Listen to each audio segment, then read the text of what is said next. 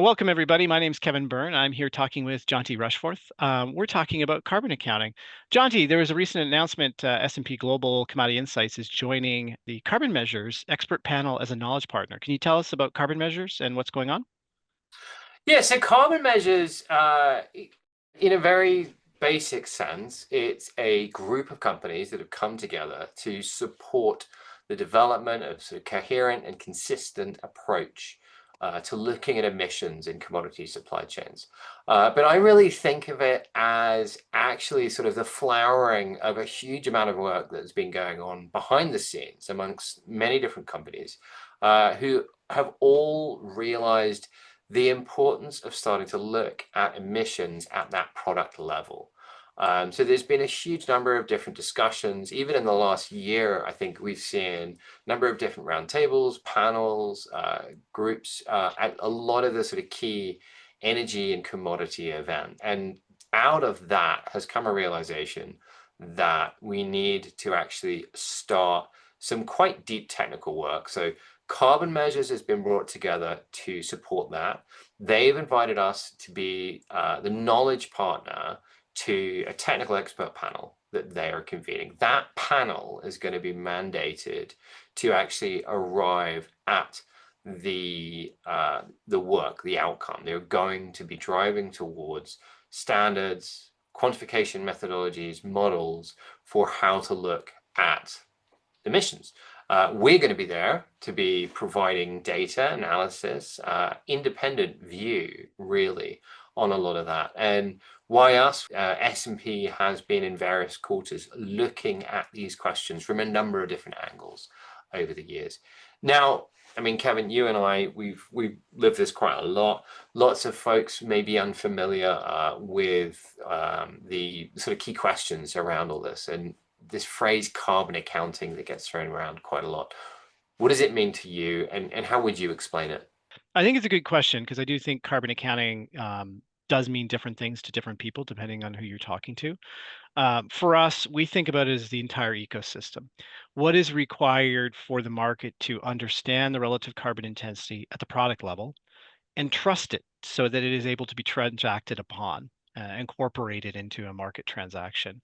And for what we see in the market, this is really the math, the stoichiometry, the quantification of the emissions, how many tons of greenhouse gas or grams or kilograms were emitted for this activity over how many units that were output. So you get to an intensity that way.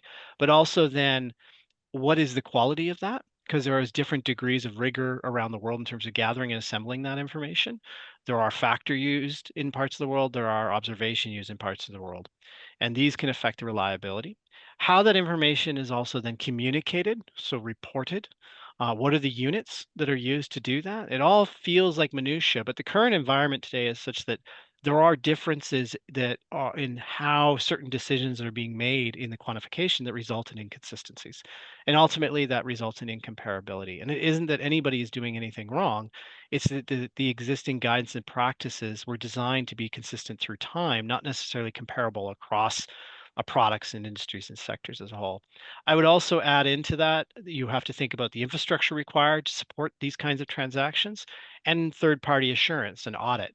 And these would be the ecosystem. There is also a very important discussion around on the reporting side. How is this presented to allow the community to understand it? Disclosure around more financial type of accounting as well. So presentation of the information in a ledger type file that allows people to understand the emissions that occurred in the value add of a particular company's handling and production of a commodity, because obviously companies involve themselves in different portions of the supply chain and they don't typically own the entire supply chain. So providing that information in a clear, transparent way that we can trust that can be used to transact. Jonty, you and I have been in these discussions for a long time. Why do you think it's having a particular moment? Yeah, I mean, I think there's a number of different factors that are coming together. I think the alternatives out there have looked at being able to create a system to say, okay, can we report on what's there? Can we arrive at the sort of overall level for a given entity? Um, But if you're looking at the entity level, that doesn't actually really, as you've mentioned, focus in on the point where emissions as an attribute can be competitively shown, where it can actually start to have an impact on price, on value. Because where does price come from in a lot of these areas? Well, it comes from trade, it comes from differentiation. So the realization that if you want to get a price, not just on carbon out there, that's kind of, there's often this talk around sort of arriving at a global carbon price. And my view is you're never going to have one single global carbon price. You will have many, and it is going to vary and depend on what you're looking at.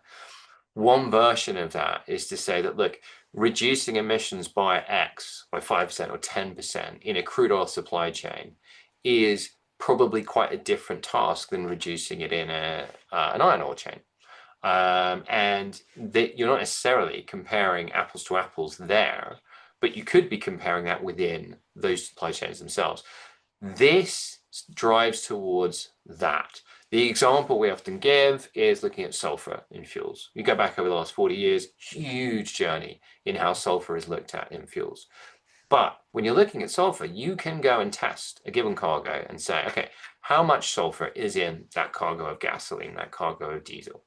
You're looking at emissions, you can't do that. So how do you set the system up to be able to say, all right, let me know. I want to be able to look at a given cargo, say, this is its value, this is the amount of emissions on it, and then that start to have an impact on value, and that work its way into the price and therefore investment. I think we're kind of running on time, Kevin. But sort of back to you, really, any closing remarks on how you would locate this in terms of the other efforts out there? Well, I think the key, well, there's two pieces. I think you made a really good point, like from a company's perspective, and why I think we're seeing the interest is they're being asked to reduce and produce more, reduce their emissions and produce more competitive carbon, less carbon intensive products. But in the current market, they are unable to differentiate themselves like this. They can't signal. And so a buyer that may choose that, all else being equal, is unable to discern that from the market. Or if it can, it doesn't necessarily trust the information to be able to be transacted upon. Other companies may be interested in making investments to improve their carbon competitiveness, but they're not really incented to do so because there's no return on it because there is no green premium. This can create an environment to provide information, and information that can be trusted can affect behavior and consumer behavior. So I think that's why we're seeing this movement. There are a lot of other industry associations that have worked on standards over the years. I think what's unique is what we're seeing in carbon measures is cross-sectoral participation and a focus on product level intensities. I think what will be key is how can they bring all these other groups together and start to work toward alignment. I don't think that's entirely on carbon measures. The other dance partner on this, of course, is governments. And how are governments willing to receive this information and create a funnel where it can collapse some of these different methodologies that are out there to narrow down the degrees of differences so we can get to a level that's not necessarily absolutely consistent, but fudgeable and transactable that buyers and sellers can trust. I think that's the key. With that, I'll wrap it up. I want to thank everybody for taking the time to listen to us today. Have a great day.